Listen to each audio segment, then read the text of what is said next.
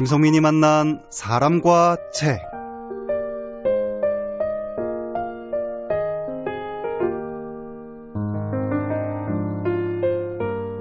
청취자 여러분 안녕하십니까. 경인방송 김성민 PD입니다. 책이란 삶의 기쁨이요 단단한 나를 만드는 생각의 도구다라고 말하는 저자가 있습니다. 독서로 말하라의 저자 노충덕 씨가 그 주인공인데요. 28년 동안 교직에 있으면서 책 1000여 권을 읽고 체계적인 독서 교육 확산에 힘을 쏟고 있는 저자이기도 합니다. 그가 제시하는 새로운 책 읽기는 과연 무엇일까요? 잠시 후 독서로 말하라의 저자 노충덕 씨를 함께 만나보겠습니다. 네, 오늘 사람과 책에서 이야기할 책은 독서로 말하라입니다. 지금까지 해온 공부만 가지고는 살아갈 수 없는 시대, 한 번쯤은 모든 것에서 벗어나서 혼자만의 책 읽는 시간을 가져라, 그렇게 권하고 있는 책입니다. 책 읽기의 중요성을 호소력 있게 이야기하고 있는 책인데요. 근간에 나왔던 독서 관련 책들 중에서도 가장 눈에 띄는 책, 그리고 가치가 높은 책이 아닌가 이렇게 생각을 할 수밖에 없습니다. 노충덕 저자 스튜디오에 나와 있습니다. 안녕하세요. 예, 반갑습니다. 네, 반갑습니다. 사람과 책 청취자분들에게 본인 소개 먼저 부탁을 드리겠습니다. 경인방송 청취자 여러분 정말 반갑습니다. 저는 20여 년 동안 중고등학교에서 지리, 사회를 가르쳤던 교사였었고, 네. 또 태안, 논산 계룡교육지원청, 그다음 충남교육청에서 약 6년 동안 장학사를 했었고, 네. 금산 여자중학교 교감으로 있다가 퇴직을 하고 지금 현재로는 모두가 좀 독서하는 나라가 되었으면 좋겠다라고 하는 그런 희망을 갖고, 네. 그렇다면 내가 할 일은 뭘까, 또 어떻게 하면 좋을까라고 하는 걸 고민하면서 네. 책도 읽고 글도 쓰고 주로 사람 만나는 일을 하고 네. 있는 그런 상황입니다. 네. 너무 거창한 꿈이라고 얘기할지 모르겠는데 네. 어쨌든 저는 그런 꿈을 꾸고 네. 있습니다.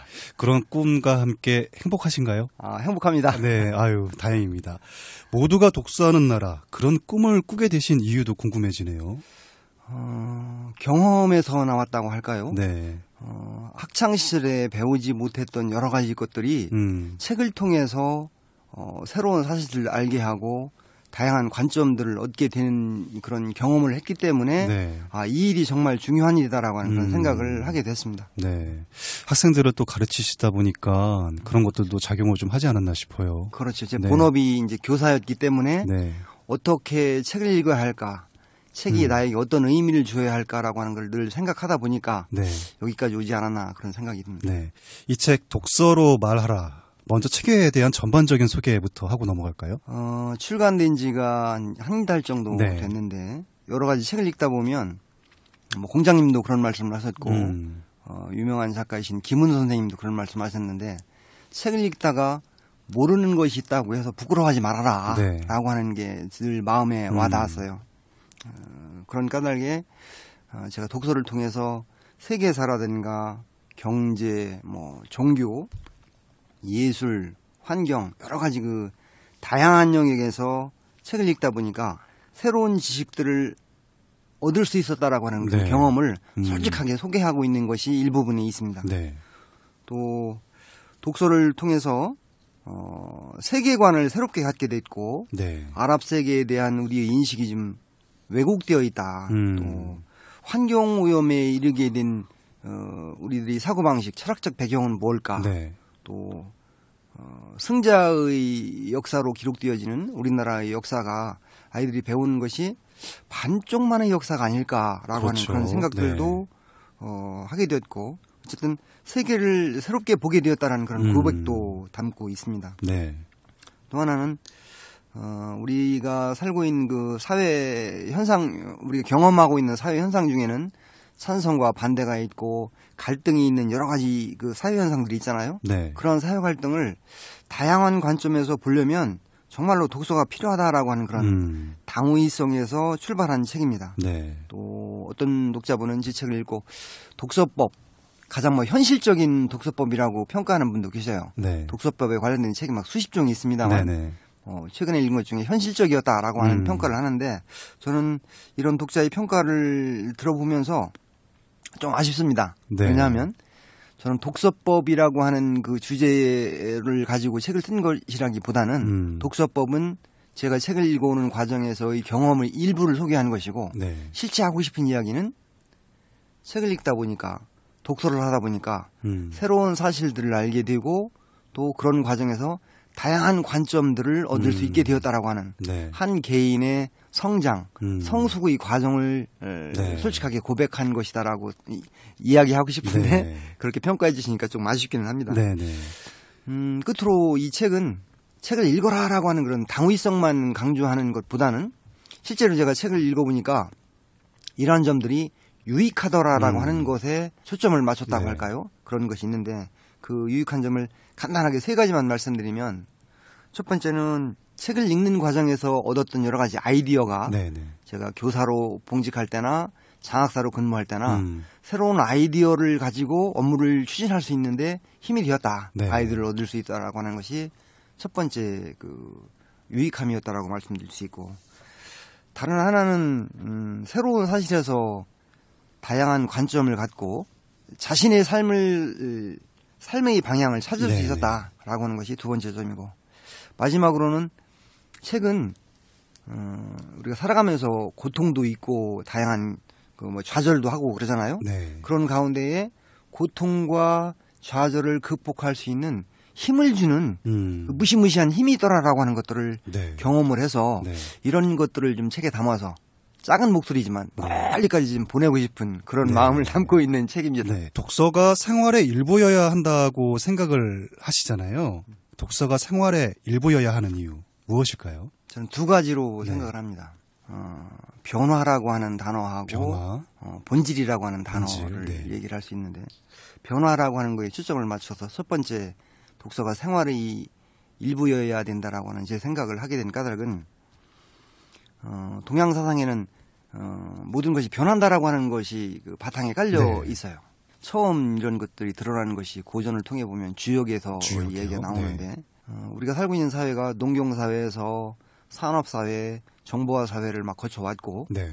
또 현재 우리는 이제 빅데이터라든가 인공지능이라든가 이런 것들이 사회의 변화를 이끌어가고 있는 것을 보면 네. 세상에 정말로 변하지 않는 진리는 오직 모든 것은 변한다라고 하는 것이 진리다라고 네. 하는 것들을 그렇군요. 생각하게 네. 됩니다. 네. 그런 차원에서 보면 우리가 살고 있는 21세기는 우리가 어린 시절에 경험해왔던 20세기하고는 틀림없이 다를 것이다. 그렇다면 21세기가 어떤 것이 달라질 건가라고 하는 것을 알려면 독서를 통해서 변화되는 모습을 찾아보고 느껴보고 전망해봐야 되지 않겠는가라고 하는 이유에서 독서는 내 생활의 일부여야 된다라고 네. 하는 그런 생각을 갖고 있습니다. 네. 두 번째 또 독서가 생활의 일부여야 된다라고 하는 생각을 갖게 된 것은 세상의 모든 것이 변하지만 네. 그래도 변하지 않고 있어야만 하는 그런 본질적인 게 있다라고 생각이 들어요. 예를 들면 부모가 자식을 사랑한다든가 네. 자식은 부모를 존경한다든가 또 힘이 센 사람은 약한 사람을 좀 보호해야 한다든가 네. 또 불의를 보게 되면 가슴이 뜨거워지고 네. 이 정의감을 느끼게 된다라고 하는 것들은 그렇죠. 인간이 가지고 있는 본성이 아닐까. 맞습니다. 그런 차원에서 생각해 보면 기원전 약 900년부터 기원전 200년까지 약 이 시기를 네. 독일의 철학자였던 칼 야스퍼스라고 하는 사람은 추구의 시대라고 정의를 해요. 축의 시대. 네. Anchor of Age라고 네. 하는 그런 말로 표현을 하는데 이건 어떤 의미냐면 그 시대에 우리가 많이 알고 있는 동양에는 공자, 인도에는 고타마 시타르타 네. 부처님, 또 서양 세계에 가면 소크라테스 네. 이런 분들이 활동하던 시대였는데 그 시대에 활동했던 사람들이 가졌던 그 지혜와 통찰력 네. 이런 것들이 현재에도 영향을 미치고 있다. 네. 그렇죠. 우리가 살아가는 데 있어서 인류의 어떤 자양분이라고 할까 전통을 만들어줬다라고 이런 이야기를 합니다. 그런 차원에서 그 추구의 시대로부터 지금까지 한 2,500년의 세월이 지났지만 그 과정에서 우리가 과학적으로도 뭐 사회적으로 여러 가지 발전과 진보를 이루었지만 그래도 현재 사회가 안고 있는 여러 가지 문제점들이 있잖아요. 네. 예를 들면 환경오염이 자꾸만 심해지는다든가 그렇죠. 범죄가 발생한다든가 또 빈부의 격차가 자꾸 심해지는 그런 경향도 있다든가 이런 여러 가지 문제점들이 있는데 고전을 읽다 보면 이러한 여러 가지 그 시대마다의 사회적인 문제, 정신적인 문제를 해결하려고 하는 그 방법 중에 많은 사람들이 그 추구이 시대에 살았던 사람들의 책이라든가 그분들의 말씀들을 되돌아보는 그런 경험들을 했었어요. 그래서 어떤 사람들은 이야기하기를 인류의 삶이라고 하는 것이 추구이 시대의 그 통찰에서 한 발짝도 벗어나지 못했다라고 평가하기도 합니다. 그런 의미에서 현재 우리 사회가 안고 있는 여러 가지 문제점을 해결하는 방법으로 과거 고전 추구이 시대의 살았던 사람들의 삶, 독서를 통해서 책을 통해서 문제를 해결할 수 있는 방법을 찾아야 되지 않겠는가. 그래서 독서가 생활의 일부여야 한다라고 생각하는 까닭입니다. 그 저자님한테 책, 독서 좀 광의의 질문이긴 하지만은 책과 독서는 어떤 의미인가요? 책은 이사 다닐 때 이삿짐을 나르는 분들이 제일 싫어하는 것이 무겁죠. 무거운 책이라고 이야기합니다. 그러면서 제가 앞으로 이사를 하려면 걱정이다라고 하는 생각도 드는데 저는 이렇게 생각합니다. 뭐 책에서도 이미 밝혀놨습니다만 어떤 분들은 책을 이삿짐으로 생각하지만 저는 우리 집의 재산이고 또 하나의 가족이다라고 하는 생각을 가져요. 그래서 지금도 인터넷 서점에서 책을 주문해가지고 책을 받으면 장서인을 찍는 것을 엄숙한 의식이라고 할까요? 나름대로의 그런 의식을 거쳐가지고 책을 우리 가족으로 맞아들입니다. 좀 상세하게 말씀드린다면 책을 받으면 먼저 겉장을 넘겨가지고 제 도장을 찍고 몇 월 며칠 날 이 책을 우리 집으로 들어왔다. 또 그날 특별한 사건이라든가 제 기분 같은 거, 날씨 같은 걸 적어놓아요. 그리고 책을 세워가지고 세리 윗부분에다가 또 제 도장을 찍고 맨 뒷장에 가서 뒷표지를 넘긴 다음에 그 안에다가 제 도장을 찍고 이렇게 3번 도장을 찍어서 이거는 우리 재산이고 내 가족이다라고 하는 나름대로 의식을 거치는 그러면 더 소중하게 와닿겠어요. 그렇죠. 어떤 분들은 책은 한번 읽어보면 쓸모없는 거다라고 생각하는데 저는 그렇게 생각을 못하겠습니다. 독서는 다른 사람, 현자, 타인의 생각을 받아들이는 과정이지만 저는 책을 읽는 것이 나를 표현하기 위한 방법으로서 도구로서 작용되어야 된다라고 생각을 해요. 그래서 독서는 나를 표현하는 적극적인 방법인 독서를 위한 준비 과정이다라고 하는 생각을 하고 있습니다. 그렇다면 뭐 청취자들께서 다 그럼 작가가 되어야 되느냐라고 생각할 수 있는데 그런 것은 아니고 생활을 해나가는 사람으로서 자기를 표현할 수 있는 것은 글이 아닐까라는 생각이고 글로 자신을 표현하기 위한 준비 단계로서 책을 읽는 것이 좋지 않겠는가라고 하는 그런 의미로 독서를 생각하고 있습니다. 과거와 달리 사실 요즘이 예전보다는 더 많은 글의 시대이기도 해요. 그렇습니다. 수많은 사람들이 SNS 통해서 글을 써서 사람들과 소통하기 때문에 그만큼 자기를 표현하는 게 더 중요한 시대가 됐죠. 그래서 독서가 그렇습니다. 더 중요한 것 같아요. 그래서 책의 제목도 독서로 말하라. 자기 표현. 이거 같아요. 뭐 덧붙여 말씀드린다면 이미 일본은 한 10여 년 전부터 40대 대리 정도만 되면 자기가 살아온 과정, 앞으로 살아가야 할 방향을 책으로 내는 것이 일상화되었다. 유행이다라고 하는 이야기를 합니다. 근데 우리나라는 그보다는 좀 늦지만 최근 몇 년 사이에 작가가 되려고 하는 사람, 글을 쓰려고 하는 사람들이 늘어나고 있는 건 사실인 것 같아요. 출판 시장을 보면 독서에 관련된 혹은 자기 자신을 표현하는 거에 관련된 글들이 책들이 많이 나오고 있습니다. 바람직한 일이 아닌가 그런 생각이 들어요. 수리부작이라는 표현도 쓰셨는데 좀 더 설명을 해주시죠. 이제 수리부작이라는 말은 공자님이 논어에서 하신 말씀인데 겸손하게 하신 말씀이세요. 뭔 뜻은 내가 새롭게 뭘 창조해내는 것이 아니라 옛사람들이 이야기를 풀어놓은 것이다라고 하는 표현으로 얘기하는 건데 제 책도 제 독창적인 아이디어, 오리지널리티가 있는 창조물은 아닙니다. 사실은 여러 가지의 문학, 역사, 철학, 종교, 환경 다양한 분야의 책을 읽다 보니까 이러이러한 변화가 생겼고 이러이러한 관점들이 생기게 되었다라고 하는 것들을 제 경험을 풀어놓은 것이라고 하는 의미로 제가 쓴 글은 수리부작이다라고 하는 말로 표현하고 있는 겁니다. 이 책을 읽으면서 나도 이거를 한번 실천을 좀 제대로 해봐야 되겠다라고 눈에 띄는 대목이 있었어요. 그 부분이 뭐냐면은 바로 아침 독서거든요. 예. 이거 좀 설명을 좀 해주시죠. 책에는 아침 독서라고 하는 표현을 써놓았는데 네. 저는 폐문 독서라고 이름 짓고 싶습니다. 네. 폐문 독서. 이 폐는 닫을 폐자, 네. 문은 문문자, 네. 읽을 독자, 글서자. 문을 닫는다라고 하는 것은 외부와의 소통, 교류를 끊고 네. 나 혼자만의 시간에서 네. 책을 읽는다라고 하는 그런 의미를 담고 있는 거예요. 매일 그러니까 폐문 독서하는 시간에는 컴퓨터도 켜지 않고 네. 핸드폰도 보지 않고 그러니까 뭐 이메일도 열지 않고 뭐 가족과 뭐 집사람하고도 얘기하지 않고 저 혼자만이 책과 대화하는 그런 네. 시간을 갖는다라고 하는 그런 의미인데 왜 이 아침 독서 아침에 하는 폐문 독서가 좋으냐라고 하는 것은 저한테 딱 맞기 때문입니다.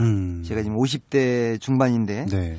자연스럽게 터득한 맛이 있어서 그래요.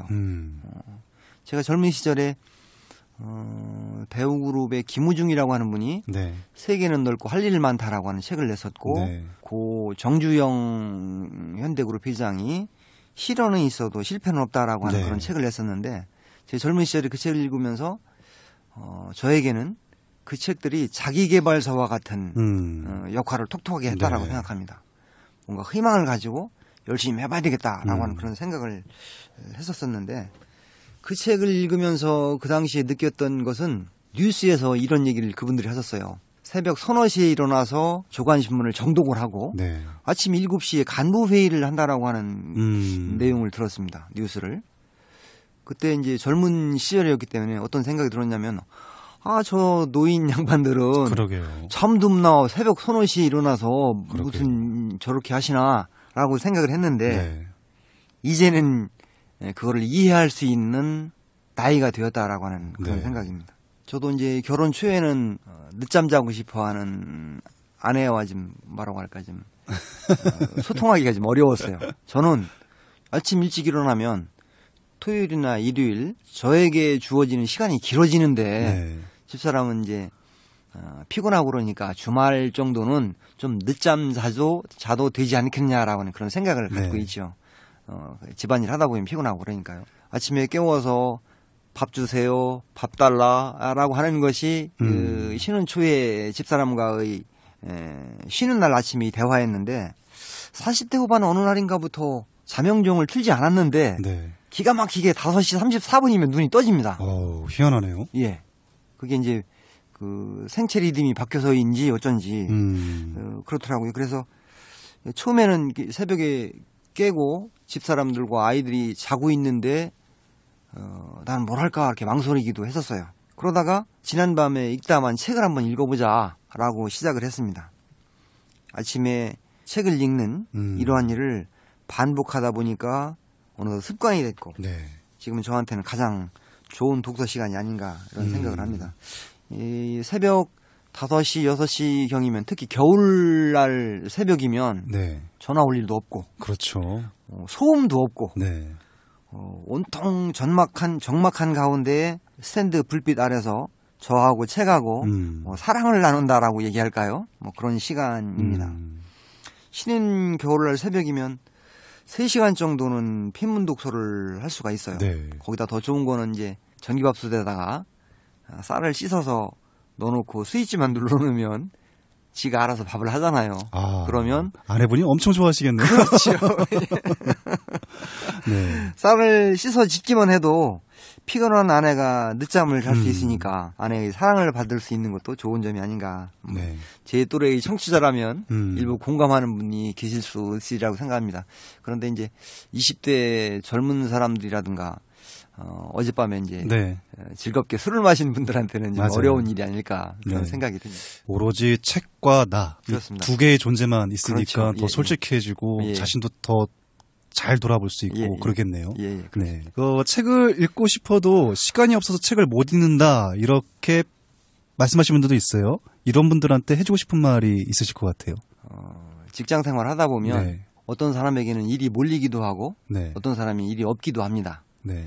일이 몰리는 까닭은 그분이 일을 잘 해내기 때문에 일이 몰리는 거라고 저는 생각을 해요. 그렇기도 직장 해요. 생활의 네. 경험상. 그런 면에서 시간이 없어서 책을 못 읽는다라고 하는 분들한테는 그 김건모 가수의 그 핑계라고 하는 노래를 한번 들어봤으면 좋겠다라는 그런 생각을 해봅니다. 내게 그런 핑계를 대지 말고. 물론 뭐 정말 생업 탓에 네. 시간을 내기 어려운 분들도 계신 것도 사실이에요. 맞아요.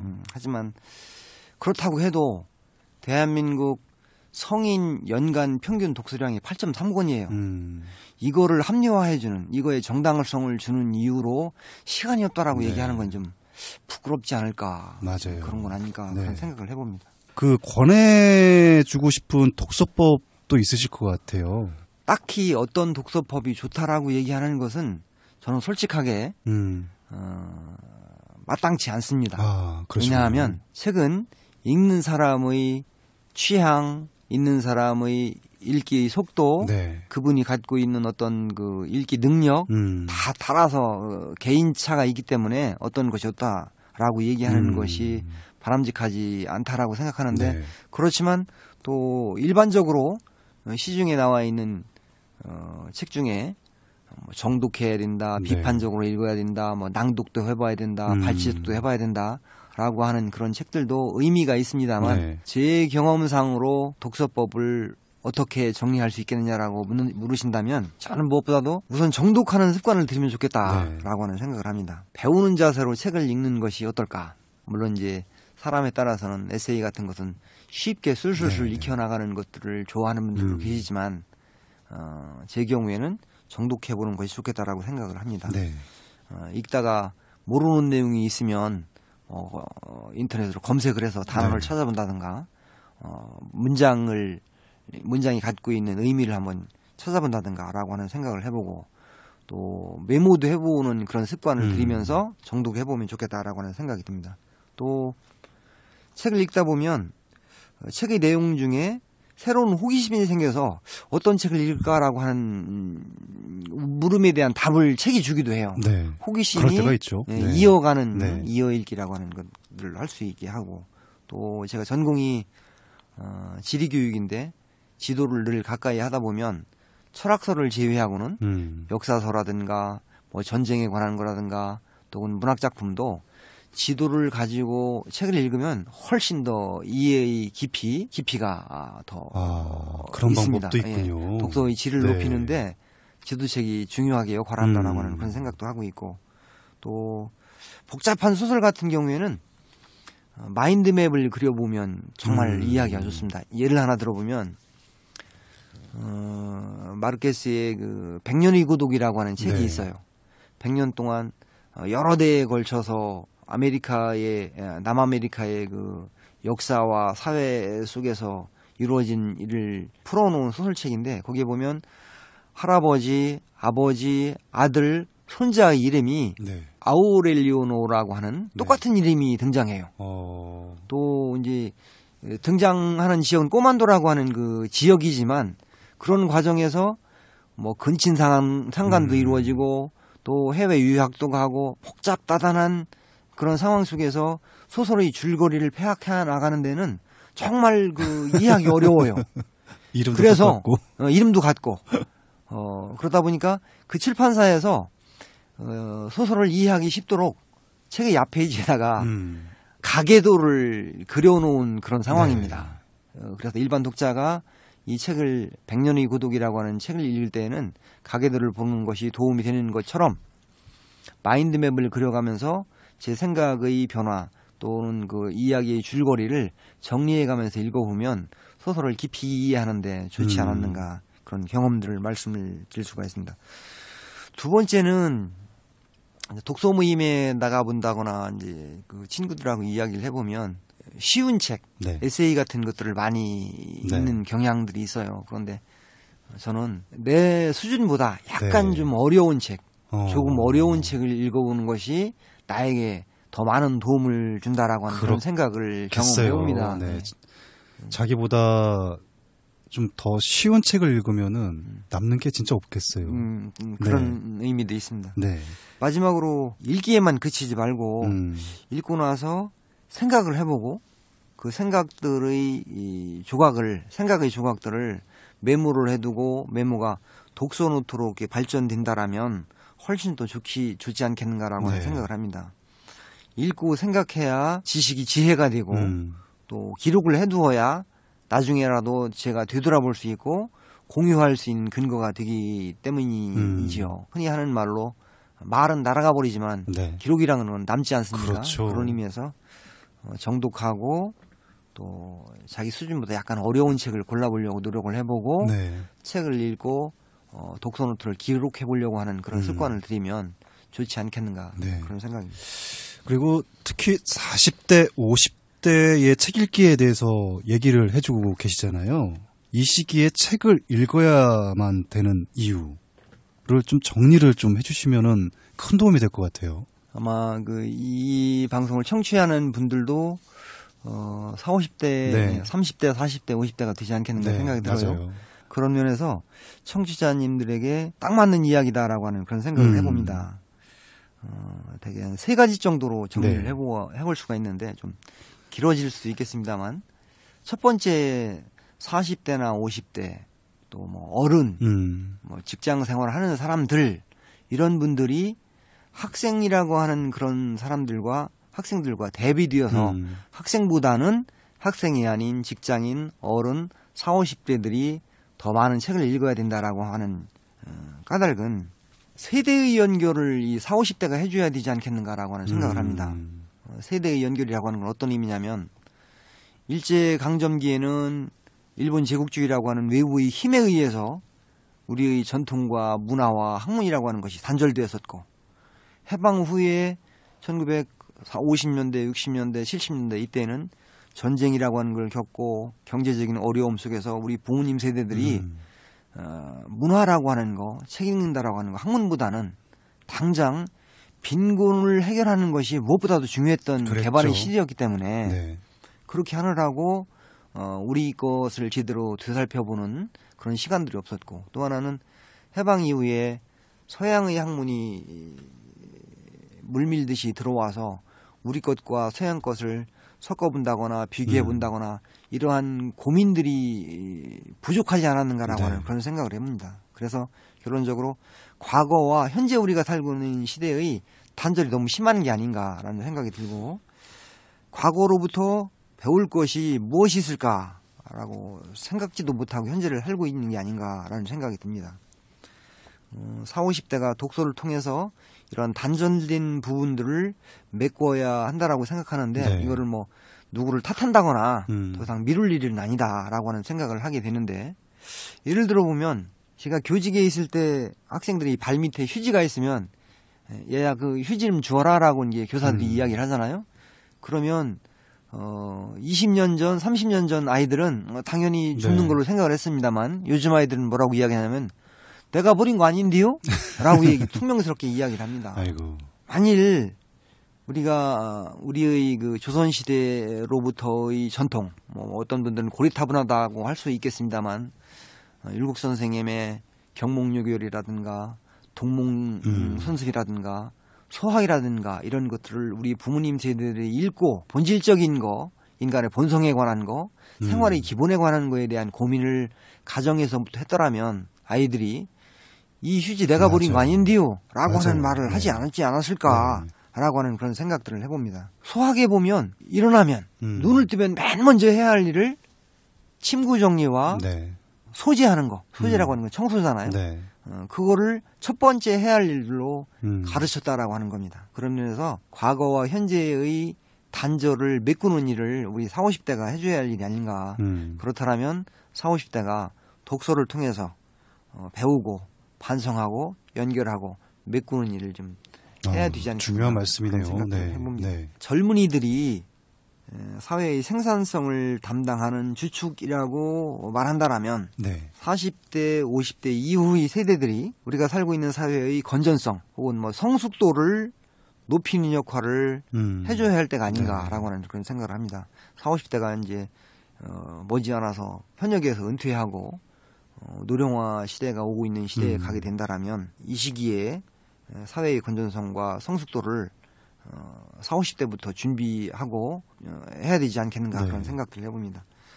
사회의 건전성과 성숙도는 많은 사람들이 독서를 통해서 기본적인 사실을 바탕으로 해서 의견을 나누고 네. 그 의견을 나누는 과정에서 다양한 관점들을 가지게 될 때에 가능하지 않겠는가 그런 생각에서 40, 50대의 독서가 학창 시절에 하지 못했던 독서를 메꾸는 독서를 네. 될 수 있고 자신을 성숙시키는 독서의 시기가 아닐까 그런 생각들을 하게 됩니다. 이 책 쓰시면서 가장 중점을 둔 부분이 무엇이고 또 힘들었던 부분도 있었을 것 같아요. 뭐가 가장 힘들었었나요?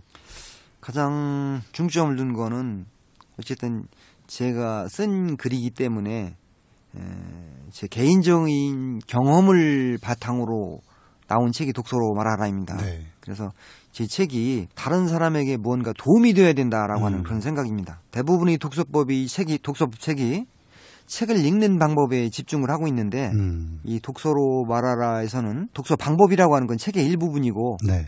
독서를 통해서 새로운 사실들을 알게 되고 관점이 다양하게 존재한다라고 하는 것을 솔직히 드러내고 있는데 그 관점을 선택하는 것은 독자의 몫이지만 작가는 다양한 관점을 볼 수 있어야 한다. 네. 그걸 소개할 수 있어야 된다라고 믿고 있었고 또 하나는 책을 읽었다고 해서 뭐 제가 새로운 것을 창조해낼 수 있는 것은 아니다. 다만 여러 현자들이 예전부터 가졌던 생각들을 그들이 실천했던 것처럼 나도 그들의 생각들을 알아보고 실천하려고 노력하였다라고 하는 것들을 담아야 된다라고 하는 것이 이 책을 쓰면서 가장 중점을 두었던 네. 부분이다라고 말씀드릴 수가 있었고 가장 힘들었던 것은 초보 작가들이 공통적으로 갖는 네. 느낌이 아닐까 하는 생각이 듭니다. 제가 원고를 써서 출판사에 투고를 했을 때 과연 어떤 출판사가 제 책을 제대로 읽고 출판을 해줄 것인가 가장 어려운 부분 중에 하나예요. 만약 원고가 주목받지 못한다라면 제가 쓴 원고라고 하는 것이 의미가 그렇죠. 없는 일이고 네. 그래서 이제 투고를 하고 기다리는 며칠 동안의 시간이 불확실한 시간이잖아요. 네. 불확실성이라고 하는 것이 가장 힘든 일이 아니었는가라고 하는 생각이 듭니다. 책을 읽다 보면은 독서 노트를 써야 되겠다라는 생각을 많이 하게 돼요. 독서 노트 어떻게 쓰면 좋을까요? 책을 읽는 그 단계의 마지막 네. 단계로서 독서 노트를 썼으면 좋겠다라고 앞부분에서 말씀드렸는데 이거 잘 안 해요. 읽으면 그냥 끝이에요. 예, 그렇습니다. 예. 그런데 제가 10년 전에 읽은 책은 읽었다라고 하는 사실은 기억하지만 네, 맞아요. 그 책이 나에게 어떤 영향을 미쳤고 맞아요. 어떤 내용이었는지를 상세하게 기억하기 어렵거든요. 그런 의미에서 독서 노트라고 하는 것은 과거의 기억을 저에게 되살려줄 수 있고 그 당시 가졌던 생각과 현재의 내 생각을 비교해 볼 수 있는 그런 좋은 방법이기 때문에 결론적으로 말씀드리면 독서노트는 쓰면 됩니다. 네, 쓰는 게 중요해요. 맞아요. 예, 그 쓴다는 것은 사실 그 책의 줄거리, 제가 새로 배운 것, 또 느낌, 그 모든 것들을 포함하는 거잖아요. 그런 의미에서 우선 쓰는 일에 습관을 들여야 하는데 처음에는 쉬운 일이 아닙니다. 저도 처음에 썼던 독서노트를 보면 A4 반쪽 분량의 일기 같기도 하고 무슨 그런 수준이어서 어디다 내놓을 정도의 수준은 아니지만 네. 제가 변화되어진 과정들을 확실하게 확인할 수 있는 그런 것이 독서노트가 아니었는가 그런 생각이 들고요. 한 100번 정도만 독서노트를 써본다라면 독서노트를 쓰는 것이 당연한 어떤 습관이 되지 않겠는가라는 생각이 들고 나아가서 독서노트를 쓰게 되면 나 혼자만 가지고 있지 말고 페이스북이 됐던 블로그가 됐던 SNS에 공유해보는 그런 노력을 해보면 독자들이 또 내 친구들이 제가 쓴 그 독서노트를 보고 자극을 받을 수도 있고 그 공유하기 이전에는 퇴고를 해본다거나 그렇겠죠. 다시 한번 읽어본다거나 네.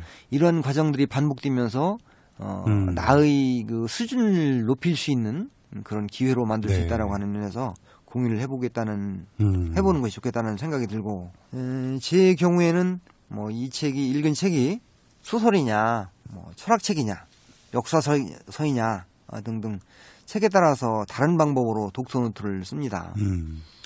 중점을 두는 것은 시간이 흐른 뒤에 독서노트를 읽으면 읽은 책이 어떤 내용이고 나는 읽어서 무엇을 얻었는가, 현재 내가 처한 상황에서 읽은 책이 어떻게 쓰여질 것인가, 네. 쓸모가 있을 것인가 라고 하는 것들을 알게 해야 된다.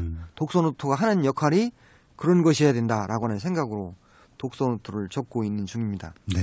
독서노트에서 생기는 어떤 지혜가 융합되고 융합해서 지혜를 얻고 공유하는 기쁨도 얻을 수 있어서 독서노트를 적어본다라고 하는 것이 좀 어렵지만 네. 시도해볼 수 있는 시도해봐야만 하는 중요한 일 중에 하나가 아닐까 그런 생각도 해봅니다. 네. 책을 읽기 전의 과정으로서 책을 고르는 과정도 굉장히 중요하잖아요. 그렇죠. 이거 어떻게 해야 될까요? 사람마다 이제 취향이 다르기 때문에 네. 직장의 상사라든가 동료가 어떤 책을 읽는 게 좋을까 네. 추천해달라고 얘기하면 정말 추천하기가 쉽지 않습니다. 맞아요. 그런 면에서 첫 번째는 취향에 따라서 선택을 해야 하는데 자기 취향이 어떤 취향인가라고 하는 것들은 우선 책을 읽어봐야 내 취향이 이거에 맞구나라고 하는 걸 알 네. 수가 있으니까 취향에 따라서 우선 읽어보는 것이 좋겠고, 두 번째 기준은 앞서 말씀드렸던 것처럼 자기보다 약간 좀 어려운 책을 고르는 게 좋겠고, 저는 그 문학을 제외하고는 역사서라든가 네. 철학이라든가 뭐 어떤 그 종교라든가 환경 오염에 관련된 책들을 고를 때는 참고문헌을 봅니다. 네. 참고문헌을 봐서 참고문헌의 숫자가 될 수 있으면 많은 책이 더 나한테 주는 것이 많을 네. 것이다. 내가 얻는 것이 많을 거다라고 하는 그런 생각을 가지고 책을 고르는 경향이 있어요. 네. 에세이 같은 경우는 뭐 이거하고는 상관없는 네. 이야기입니다만. 그렇군요. 또 하나는 제 취향에 맞게 책을 읽다 보면 어느 한 분야에만 따라갈 수 있는 경우가 맞아요. 있잖아요. 그래서 의도적으로 제가 모르는 분야, 관심을 갖지 않았던 분야, 예를 들면 문학과 역사와 철학, 그러면 과학이라고 하는 분야는 좀 빠져 있지 않아요. 맞아요. 과학에 관한 책을 일부러 골라서 본다거나 그러면 과학에 관한 책을 일부러 골라서 보려면 수많은 과학 관련 책 중에 가장 기본이 되는 책이 무엇일까? 과학의 본질에 대한 이야기, 과학의 역사에 관한 이야기에 관련된 책들을 골라서 읽어보는 그런 의도적으로 모르는 분야에 대한 책을 읽어보는 것이 좋겠고, 네. 제가 이제 교직에 있었기 때문에 꼭 드리고 싶은 말씀은 네. 학창 시절에 배웠던 책 중에 세계사라든가 역사책이잖아요. 네. 그 세계사에 언급되어진 책들을 읽어보면 책 읽기의 순서를 정하는데 큰 도움이 된다라고 하는 생각이 듭니다. 예를 들면 서양에 관련된 책을 읽는다라면 네. 세계사 속에 처음 등장하는 것이 오리엔탈리즘이라고 하는 그 왜곡된 서양인들의 시각이 있긴 하지만 네. 어쨌든 서양 사람들의 역사의 시작은 고대 그리스로부터 시작된다라고 네. 하는 것이 역사의 세계사에서 언급되는 얘기인데, 그리스의 호머의 일리아드와 오디세이가 네. 맨 처음 등장하는 책이에요. 그다음에 게르마니아라든가 케사르의 전기라든가 네. 갈리아라고 하는 책이라든가 네. 이런 그 시대의 흐름에 따라서 교과서에 언급되어진 책을 읽어보는 것이 네. 처음 고전을 접하는 사람들에게는 큰 도움이 되지 않겠는가라고 하는 그런 생각을 해봅니다. 네. 시간이 벌써 많이 지났어요. 끝으로 사람과 책 청취자분들에게 또 독서로 말하라 책의 독자분들에게 못다 하신 말씀 있으시면 해주시고 마무리하겠습니다. 사람과 책이라고 하는 프로그램 네. 계속 청취해 주시고 감사합니다. 올 가을에 이제 가족과 친구, 뭐 직장에서 대화를 하는 과정에서 네. 독서로 말하라고 하는 책이 대화의 소재가 되었으면 좋겠다라고 하는 그런 그랬으면 희망을 좋겠네요. 가져봅니다. 네. 하나 더 있다라면 책의 맨 마지막에 언급을 하고 있는데요. 네. 지식인이 책을 읽는 것이 아니라 책을 읽고 읽은 책을 공유하는 사람이 지식인인 사회, 네.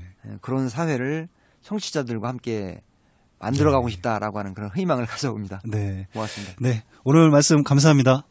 예, 고맙습니다.